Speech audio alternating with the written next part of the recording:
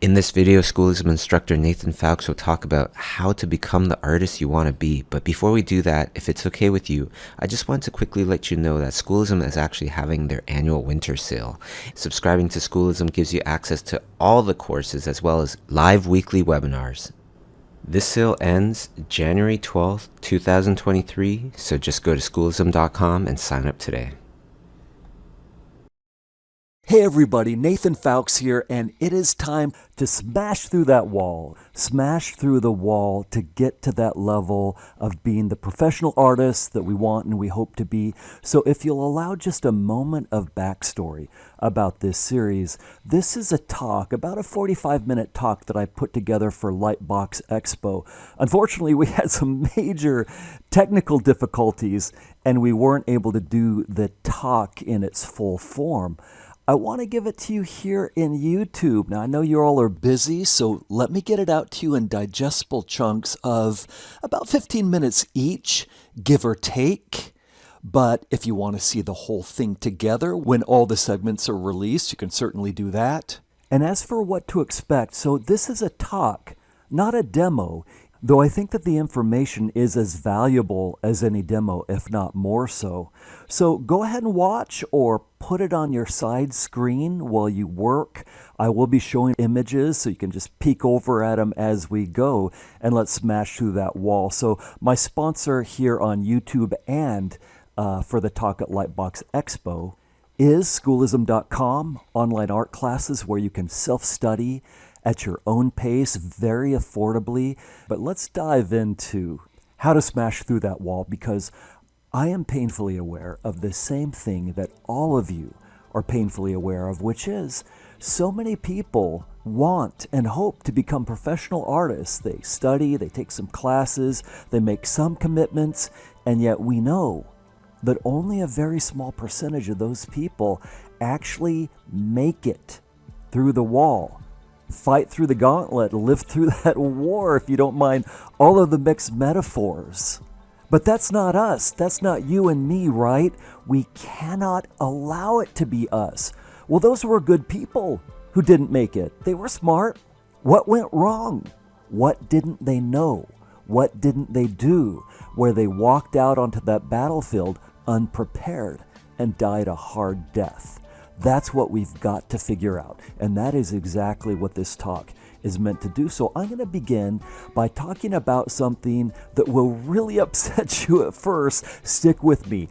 Please don't turn it off until you hear me explain why I'm talking to you about this next subject, because it's not what you think. I want to talk to you for a moment about diet and exercise. Now, don't run. You're thinking that, oh great, I took a chance on this video and now some guy's going to tell me that if only I'll run 10 miles a day and go on an all raw vegetable diet, I'll find the inner spiritual strength to become an artist.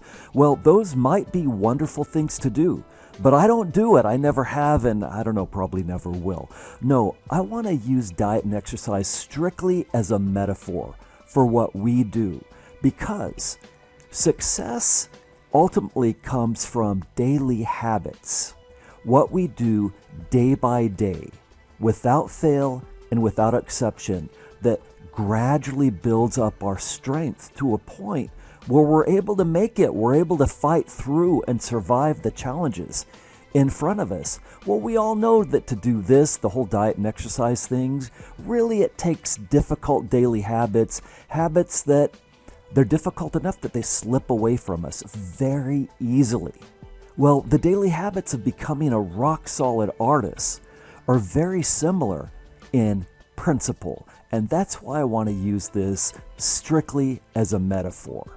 And we'll turn it around, and I promise we'll make it useful to you to smash through that wall. Okay, so here's my sad story. I began at DreamWorks way back in the 90s, 1996. Our first feature, The Prince of Egypt. I was so excited to get hired onto the show, and there I was working along, 26 years old. Hey, looking pretty good, until this reared its ugly head.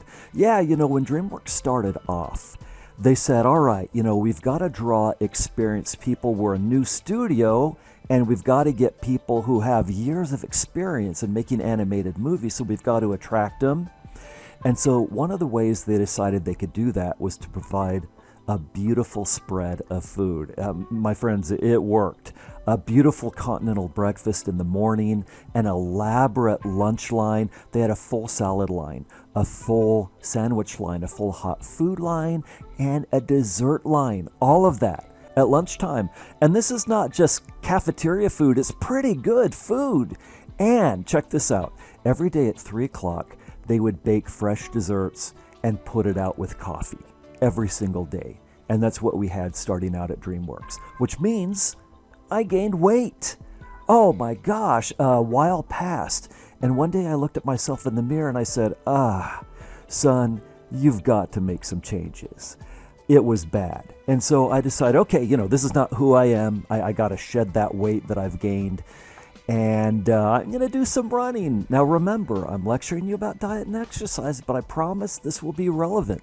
So I'm going to do some running. I'm going to shed that weight. I got up a little early and went for a little jog around the neighborhood. You can't run a marathon. You got to start off easy. Just a 20-minute jog around the neighborhood. I hated every second of it. But my body's not used to it. Of course I did. So I did it the second day. Oh my gosh, I hated it even worse. So let me ask you a question. This new habit that I'm trying to develop of exercising every single day that I absolutely hated, how long do you think this new habit lasted? Because you already know that it didn't last. How long do you think? 2 days, 2 weeks, 2 months? At Lightbox, I threw that out. They were middle of the road. They gave me, a few people were very generous and said, oh, we think you toughed it out for 2 months, Nathan. Most people said, we think you quit after 2 weeks, which was true. I lasted about 2 weeks, and then I didn't tell myself I was quitting. We always rationalize these things. No, something came up. I had to be to work early, and so I can't do it this morning. I got to be to work early. Our excuses are always good. We're good people. We're tough. When we break what we're trying to make a good habit, there's always a good, legitimate reason for it. And so there was a good reason. I didn't do it that day. It kind of broke that chain, and I didn't do it again. Well, exercise is only one piece of the puzzle. I said, I'll get back to that. I'll figure out something better. But there's the diet component. We've got that salad line at DreamWorks. I'm going to make a beautiful salad for myself, walking down the salad line and kind of peeking over the hot food line and say, oh, wait, is that fried chicken over there in the hot food line? No, I'm not eating that stuff anymore. I'll put just a little bit of a few things on the side, but I'm going to lean heavy on the salad. How long do you think that lasted? 2 days, 2 weeks, 2 months? Because you already know it didn't last. That's why I'm telling the story. Well, hopefully you're giving me two weeks. Some of you who are very generous people are saying, no, we think you toughed it out for 2 months, Nathan. No, it lasted 2 days. Here's what happened. Still a relevant metaphor, I promise. I did this for a couple of days. And then the weekend rolled around. I had a really bad headache. Well, a great cure for a headache is comfort food. And my idea of comfort food is this. In-N-Out Burger. If you're on the West Coast, you got to come over to In-N-Out Burger. What you got to do, you order a double-double, order it animal style. Extra sauce, the whole thing, grilled onions, a little extra mustard on there. It is a delight. And those French fries are looking a little bit plain. We got to do something with those French fries. Check this out. If you've never seen this before, some of you are looking at that and saying, what is that? Well, that's animal-style French fries. And that is the most spiritual experience that you can have with a French fry.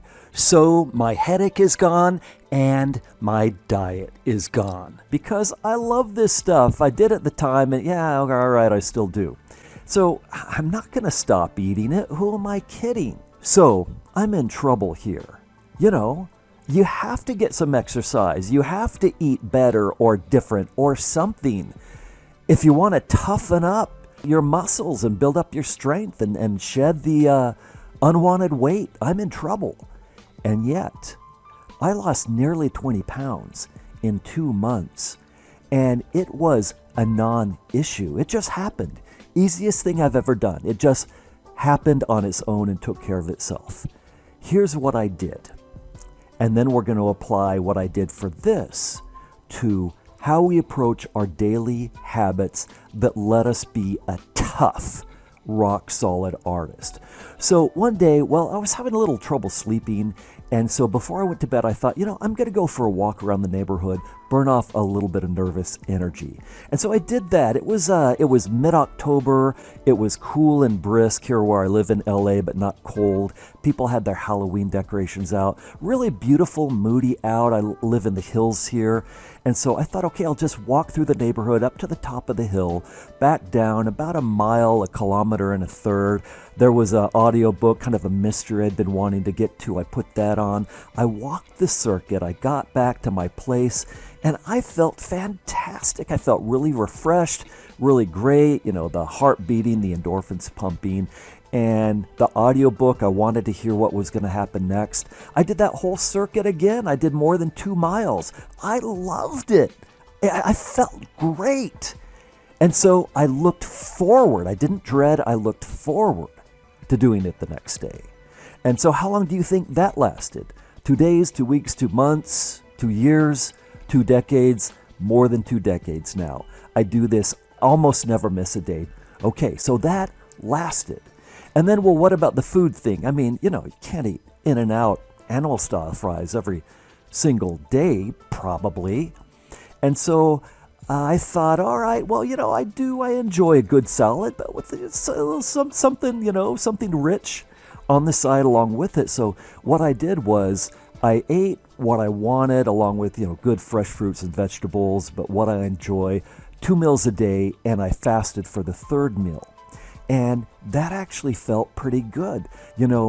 We know that I don't have the willpower to last a week denying myself, because as soon as you can't have something, you want it 100 times more, right? So that doesn't work. So I couldn't last a week, but I can tough it out for 1 meal. I do have that much willpower. And so I would eat 2 meals a day. And I actually felt I'd skip dinner. I felt better in the evening, lighter on my feet. I worked better, more focused working at night. I looked forward to doing that. And it was so convenient, to not have to worry about making dinner at night. And so I had these 2 habits that I just did. You couldn't stop me.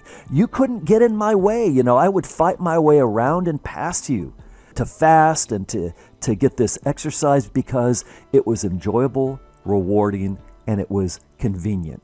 And so why wouldn't I do it every day? Okay, I had a new habit and boom, 2 months, that weight that I had gained, it was gone. So we've got to turn that around because you all have had the same experience that I've had in our studio space. You go in there, you're at the beginning, you're in the learning curve. The learning curve means you don't know yet how to solve problems. And so you give yourself assignments, you do practice, you take classes, whatever it might be, but you don't have all the answers, which means frustration. And I would do this, practice in my home studio, and the frustration would be extraordinary because I had high hopes, high aspirations. And the frustration became so bad that I dreaded going into my studio. And the dread became so terrible, I literally could not bring myself to go into my studio space. This is in the very early 90s, before I was working, before, when I was just kind of trying to launch myself en route to become a professional artist. And so I was stuck. It was exactly like my diet and exercise fiasco. Same exact thing. High hopes, tried to develop some good habits. It felt terrible and I couldn't maintain it. Okay, so I had to figure out how to turn this around. I had to find a way to make getting into my studio and doing the work feel rewarding, enjoyable, and convenient. Otherwise, I would never do it on the consistent basis that would be required for me to develop the way I needed. So, enjoyable, rewarding, and convenient. That's what I had to figure out. And that's what we'll spend the next 3 segments of this series going over. What I did to make that happen, but especially tips ideas, directions, things you can do right now to make that happen for your work. So if you'd like, you can start thinking about ways that you can make your approach more enjoyable, rewarding, and convenient so that you'll do it on a more consistent basis. And when we come back for the next segment, we're going to talk setting up studio space to make exactly that happen. So I'll leave you on that cliffhanger, and I'll see you then.